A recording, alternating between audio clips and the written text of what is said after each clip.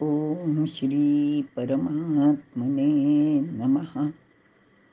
आतापर्यंत आपण गीतेच्या 18 अध्यायांचा अर्थ माझ्या मतीप्रमाणे आणि मला जे काही संदर्भ उपलब्ध झाले त्यानुसार सांगण्याचा मी एक छोटासा प्रयत्न केलेला आहे. आता या सर्व 18 अध्यायाचे सार अगदी थोडक्यात पाहूया. मानव कल्याणार्थ विश्वसागराशी एकरूप होताना ज्ञानेश्वरी सहस्र भावधारांनी वाहती झाली आहे. ज्ञानदेवांचे मते 18 अध्याय हा भागवत धर्माची जणू काही एक इमारतच आहे आणि या गीता रत्न प्रासादाचे शिल्पकार हे श्री व्यासदेव आहेत. त्यांनी आत्मज्ञानरूपी प्रचंड शिळा करून त्यात हा कृष्णार्जुन संवाद मूर्तिमंत केलेला आहे. या गीता मंदिराची उभारणी खालीलप्रमाणे 18 अध्यायांमधून कशी झाली त्याचा अगदी थोडक्यात आपण आढावा घेणार आहोत. सर्वप्रथम कुरुक्षेत्रावर उत्साहाने युद्धासाठी आल्यानंतर अर्जुन समोर युद्धासाठी उभ्या असलेल्या गुरुजनांना कुलबांधवांना पाहतो. आपण ज्या राज्यलोभाने हे युद्ध करणार आहोत, शिवाय मिळणारे राज्य रक्तलांछित असेल. हा लोभच आपल्या पापाचं कारण आहे असेही त्याला एक क्षणभर वाटते. आणि मग असे असले तर मग आपण हे युद्ध करणे योग्य आहे का नाही असा त्याला प्रश्न पडतो. असे हे भयंकर पाप करण्यापेक्षा भिक्षा मागून राहिले तर चांगले होईल. तो धर्मसुद्धा असेल. पण क्षत्रियाने रणांगणातून पळून जाणे हा सुद्धा अर्थातच अधर्मच आहे. धर्म आणि अधर्म या द्वंद्वात तो सापडतो आणि तो धर्म संमूढ चेता झाला. यातून योग्य तो मार्ग श्री भगवान श्रीकृष्णच आपल्याला सांगू शकतील असा विश्वास त्याला वाटला आणि या प्रसंगी मी काय करू असा प्रश्न त्यांनी भगवंताला विचारलेला आहे. आणि याच प्रश्नाला भगवंत दुसऱ्या अध्यायात उत्तर देताना सुरुवात करतायत ती आत्म्यापासून. आत्मा म्हणजे अहम या कालात व घटनेत वावरतो. तो देहाशी व इंद्रियाशी संलग्न असतो. कोणताही धर्मनिर्णय मर्यादित स्वरूपावर घेऊ नये. स्वधर्माला शाश्वत तत्वाची दिशा व बैठक हवी. म्हणून बुद्धी म्हणजे अहम केंद्रित नको, ती आत्मतत्वावर स्थिर हवी. तरच कर्तव्याचा निर्णय आपल्याला बिनचूकपणे घेता येतो. यानंतर तिसऱ्या अध्यायात सांगताना भगवंत म्हणतायत की आत्मतत्व शाश्वत असते. त्यासाठी आपल्याला वेगळे काही करावे लागत नाही. पण कर्म मात्र आपल्याला आत्मतत्वापासून दूर नेत असते. अर्थात कर्म अटळ आहे. त्याशिवाय कोणाला जगताही येत नाही. शिवाय ती प्रकृती स्वभावाप्रमाणे घडतच असतात. म्हणूनच स्वधर्माचे पालन करावे. स्वधर्म म्हणजेच यज्ञ. स्वधर्म रूप मखू हाची सेव्य तुम्हा ऐकू. यज्ञासाठी केलेली कर्मे बंधनकारक होत नाहीत. म्हणजेच ती आपल्याला आत्मतत्वापासून दूर नेत नाहीत. मात्र कामक्रोधयुक्त होऊन केलेली कर्मे बंधनकारक होतात. यानंतर चौथ्या अध्यायात सांगताना भगवंत म्हणतात की परमात्म्याला बंधन नाही. तो कर्मे करतच असतो. त्याची कार्यपद्धती आपण समजून घेतली पाहिजे. संपूर्ण विश्व हाच परमात्म्याचा विराट यज्ञ आहे. आणि कर्माची व्याख्या करताना ज्ञानदेवांनी सांगितले आहे, अगा कर्म म्हणजे स्वभावे जे विश्वाकार संभवे. पण परमात्म्याला समग्रतेचे भान आहे. त्याचे कर्म निष्काम व निरहंकार या पद्धतीने चालत असते. कर्म न टाकता कर्मसन्यास करता येतो. परमात्म्याचे ज्ञान व कर्म यात विरोध नाही. त्याचे कर्म ज्ञानमयच आहे. हेच त्याच्या कर्माचे रहस्य आहे. आणि ज्ञान म्हणजेच परमेश्वर असे अर्जुना तू समज. यानंतर 5व्या अध्यायात एकात्मतेच्या भूमिकेवरून केलेल्या कर्माचे बंधन होत नाही. कारण एकात्मतेत समग्रतेचा विचार असतो असे भगवंतांनी सांगितले आहे. तसेच धर्माधर्माचा विचार अहमच्या पायावर करायचा नसतो. अहमचे विसर्जन म्हणजेच संन्यास. अहमभावाने समग्रतेचा अनुभव येत नाही. समदर्शनही होत नाही. तो भिन्नता पाहतो. म्हणूनच अहमच्या विसर्जना वाचून तसेच समदर्शना वाचून ईशकर्मे कशी करायची याचे मर्म हाती येत नाही. आणि याच समदर्शन होणे म्हणजेच योग असे 6व्या अध्यायात सांगतायत. समत्व चित्ताचे तेची सार जाणे योगाचे. या अहमचे मुळेच आपल्यासारखा कोणी नाही, आपला कोणाशी संबंध नाही असे वाटते. योगाभ्यासाने मनाची पातळी, विचार बदलतात. स्थूल पातळीवर भिन्न आकार व भिन्न गुणांचे दर्शन होत राहते. म्हणूनच समदर्शन होत नाही. यासाठी ध्यानयोगाने अहमचे पलीकडे जाऊन जडदेहात प्रसुप्त असलेली ऊर्जा म्हणजेच कुंडलिनी जागृत करावी. स्वरूप दर्शनाने पातळी बदलली की विश्वाचे दर्शनही बदलते आणि योग्याला सर्वत्र समदर्शनच घडते. यानंतर 7व्या अध्यायात भगवंत सांगतायत, या विश्वात स्थूलाचे किंवा जडतेच्या पातळीवर असलेली विविधता म्हणजेच माया. तिच्यामुळेच सर्वत्र विविधता, भिन्नता व संबंध रहितता दिसते. योग्याला मात्र या साऱ्या विविधतेत असलेले एक सूत्र दिसते. ही सारी विभिन्नता एका सूत्रात ओढलेली असून त्यातील कोणताही मणी विस्कळीत नाही. म्हणून 7व्या अध्यायात सांगतायत, सूत्रे मणिगणा इव. यानंतर 8व्या अध्यायात भगवंत सांगतायत, आपल्या जीवनात या एकात्म सूत्राचे अखंड भान हवे. ते सूत्र म्हणजेच परमेश्वराची पराप्रकृती असून तेच अक्षर तत्व आहे. यानंतर 9व्या अध्यायात भगवंत म्हणतात, मी तू हे विश्व असे विभक्त चिंतन हीच माया. अहंकाराने आपण मायेत म्हणजे अज्ञानात सापडतो, समस्या निर्माण करतो. महात्मे भक्त असतात, ते विभक्ततेचे चिंतनच करत नाही.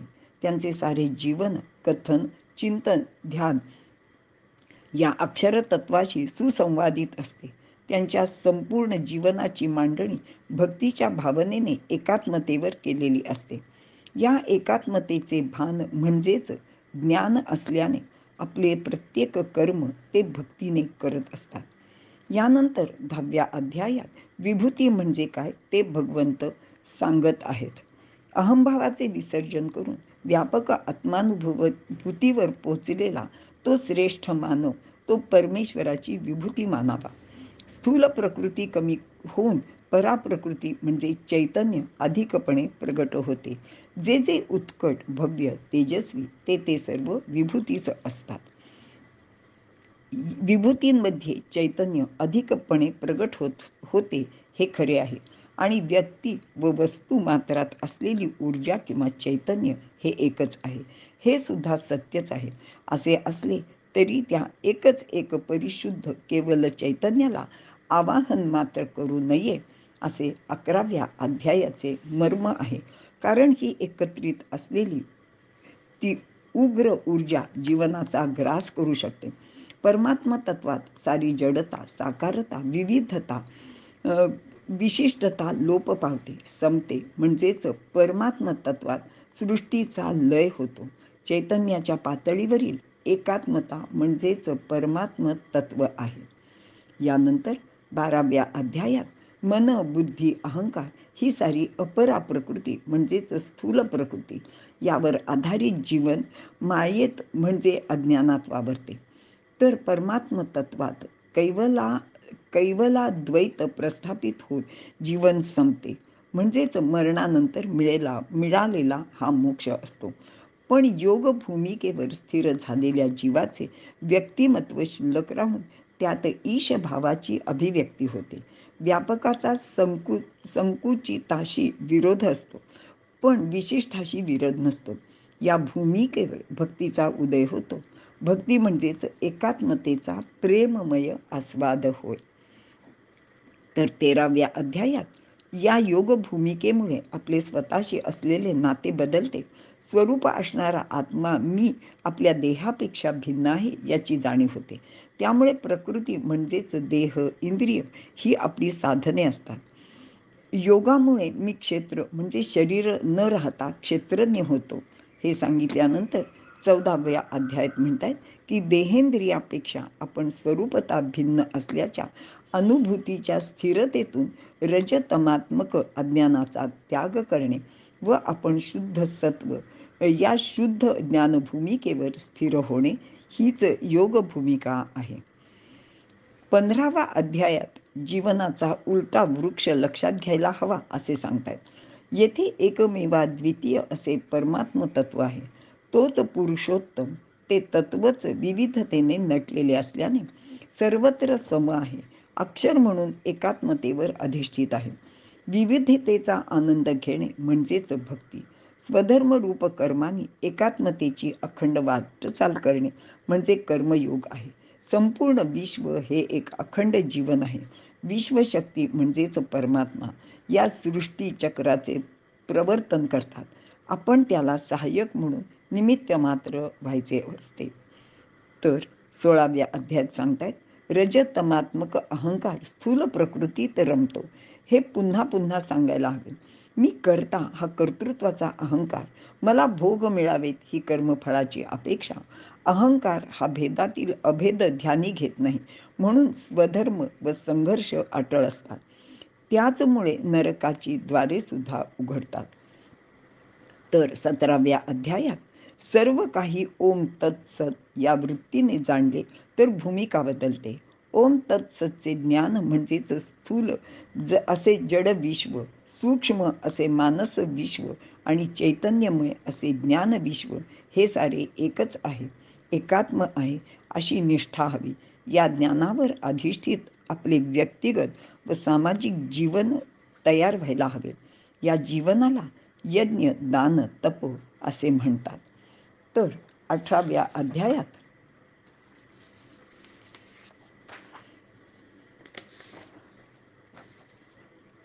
भगवंतांनी व्यासदेवांनी या अध्यायाचे नावच मोक्ष संन्यास असे सांगितलेले आहे.